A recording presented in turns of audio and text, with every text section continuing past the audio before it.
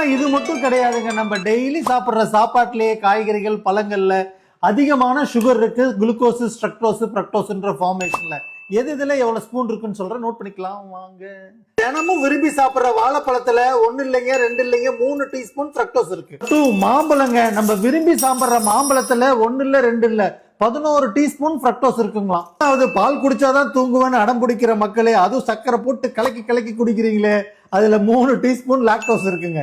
4 எப்பயாவது கேக் சாப்பிடுறதுல என்னப்பா ஆக போகுதுன்னு நினைக்கிறீங்களா, ஒரு ஸ்மால் சைஸ்லயே 10 டீஸ்பூன் சுகர் இருக்குங்க. 5 2 பிஸ்கெட்டுங்க, நம்ம விரும்பி சாப்பிடுறோம்ல, அதுல 3 டீஸ்பூன் சுகர் இருக்குங்க.